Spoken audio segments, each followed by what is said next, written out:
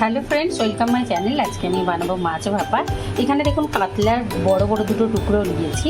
এই মাছটা আমার 350 গ্রাম আছে, দুটো টুকরো মিলে। তো এর মধ্যে নিয়েছি আমি, দেখুন লঙ্কা গুঁড়ো নিয়েছি, কাশ্মীরি রেড চিলি নিয়েছি এটা আমি। আর এখানে দেখুন এটা নিয়েছি আমি রেড চিলি, মানে ঝাল লঙ্কার গুঁড়ো যেটা, সেটা নিয়েছি এখানে।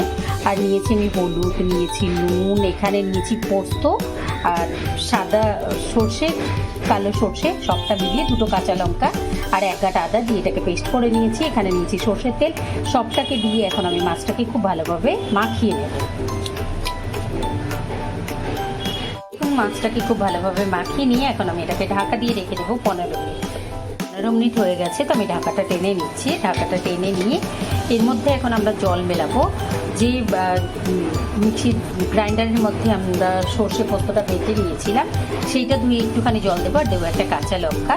তো আমি এটাকে নিয়ে নিচ্ছি একটা কড়াইয়ের মধ্যে। আমি কড়াইয়ের মধ্যে ভাপাবো। এটাকে আমি কোনো বাটির মধ্যে দিয়ে, আপনারা ভাতের মধ্যেও ভাপিয়ে নিতে পারেন, এমনি জলের উপরে দিয়েও ভাপিয়ে নিতে পারেন। আমি কড়াইয়ের মধ্যে দিয়ে ভাপাবো। তো ঢেলে নিচ্ছি এটা একটা কড়াইয়ের মধ্যে। নিয়ে নিলাম আমি কড়াইয়ের মধ্যে। এবারে আমি বোলটা ধুয়ে জলটা দিয়ে দিচ্ছি। দিয়ে দিচ্ছি আমি একটুখানি টক দই। আপনারা চাইলে কিন্তু মাছটা ম্যারিনেট করার সময় টক দইটা দিয়ে দিতে পারেন। আমি এখানে 2 টিস্পুন দিলাম টক দইটা।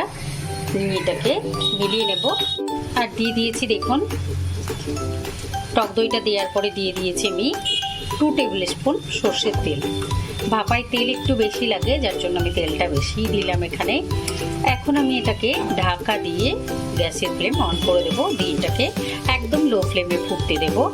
তার আগে আপনারা চাইলে এর মধ্যে টমেটো দিতে পারেন। আমি একটা টমেটো দিয়ে নিচ্ছি। এবারে দিয়ে দিলাম আমি একটা টমেটো কুচিয়ে আর একটুখানি ধনেপাতা দিয়ে এটাকে ঢাকা দিয়ে গ্যাসের ফ্লেম একদম মিডিয়াম লোয়ে রেখে এটাকে ফুটিয়ে নেব 15 মিনিট। 15 মিনিট পর আমি ঢাকাটা টেনে নিচ্ছি। ঢাকাটা টেনে নিয়ে একবার দেখে নেব যে কী অবস্থা মাছটা।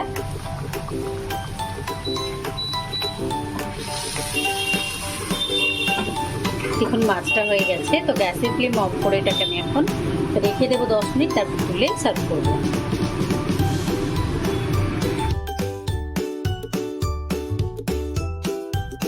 আমি সার্ভ করে দিয়েছি। তো আপনারা অবশ্যই এটা ট্রাই করবেন, কমেন্ট করে জানাবেন, লাইক করবেন, আমার চ্যানেলকে সাবস্ক্রাইব করবেন। Thank you.